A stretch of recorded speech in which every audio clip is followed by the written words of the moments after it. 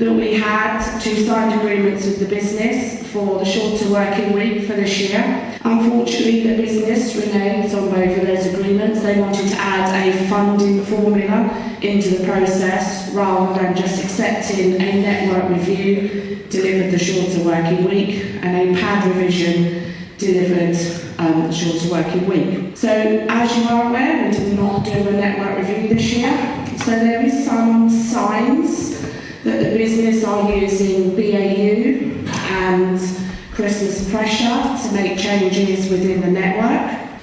There is going to be some change due to the Warrington hub opening, so it's being used as a cross-docking unit in line similar to what we do with NDC. So I would expect some things to change, but there are some spurious changes happening that we're having to monitor because we're not really sure what it is they're trying to achieve. So just as late as Friday, we found out that the business were looking to move mail sort out of one of our RDCs and have it as a tracked office. So they're saying it's just for Christmas, but the problem is it affects 3 different RDCs and it affects the network. And the only person they've spoken to is the rep in the office that's changing the mail sort to the tracked. So the fact we found out that now reneging said we should rescind the email says there are some things going on out there that we need to monitor. But in relation to area distribution and PAD, it's becoming extremely difficult to work within area distribution.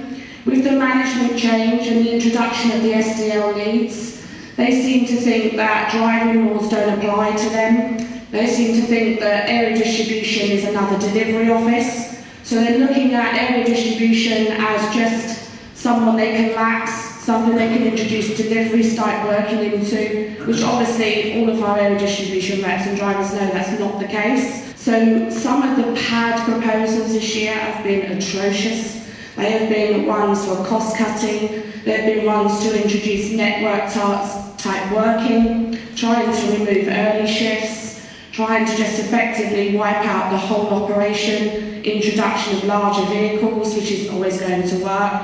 So luckily, because we're not doing PAD revisions, because they're not giving us a shorter working week, we're in quite a strong position to tell them what to do with their proposals. And I'm pretty certain most of everyone is.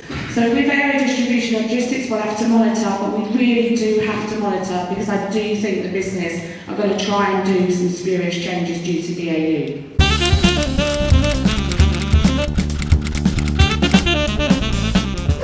Quadrant's out for tender. It's probably been missed by many of you if you don't have a Quadrant unit.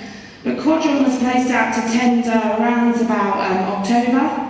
They are seeking external providers to look at our contract, which is currently 51% Royal Mail, 49% Compass. Look, I'm a realist, I'm a Quadrant person. There's 94 units left. When I started the job, there was 404. Of those 94 units, they could close 30 of them tomorrow because they take no more than £10 a day. So I accept our eating habits have changed, our work habits have changed, but they are still our members. They still deserve the same rights as everybody else, but they are out for tender. And it is because they aren't classified as a Royal Mail Group business that that's just something we're monitoring. Dave is fully on top of it. But these external companies, I don't believe, will be able to look at Quadrant in a way, the unique type of business it is. So the likes of Baxter Story, which seems to be the leading person at the moment, is looking at it as every unit is the same, we're open the same level of hours, we deliver the same level of service. They don't look at it as a difference between what a mail centre and RDC and a delivery office is. So there's some tough work going on out there at the minute, and we will continue to meet with the business on those issues. But just so you know, you're aware, I had a phone call late on Wednesday night, actually after the briefing. The Quadrant director, Emma Best, rang me, and she said, before you ring me and moan at me, yes, our members can have a day's leave if you go on strike, and yes, our members can get paid, they don't have to come to work. No one will be disciplined, nothing will be done, I just don't want you ringing me up and giving me in the ear. So Quadrant members are covered for any strike action you may take.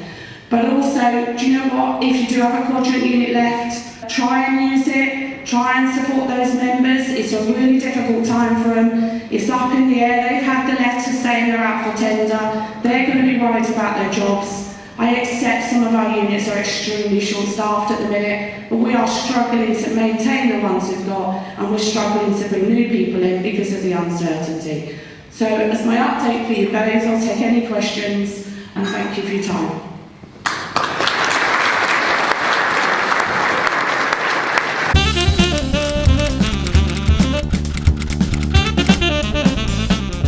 With regard to training, quite ironically, that is the one conversation we're still having. And so I have a proposal sitting on my laptop for 2 apprentice schemes for drivers and the potential of a driver career path for early January. So you specifically asked about 7.5 tonne, which is what I'm trying to turn the driver apprentice scheme into. So they've offered me 2 apprenticeship schemes. One they see as external, one they see as internal. I see them both as internal, so there's going to be a bit of toing and throwing on that paperwork anyway. And on the internal, they still want to restrict it as closest licence first, which I have a big issue with. I think if we're going to do an apprenticeship scheme, it should be for anybody, whatever licence they hold, should they want to come through. So whilst they've given me 2 draft documents, they're nowhere near ready for an agreement, and we'll just to and fro that. But we are still in discussions, and that's still quite positive at the moment.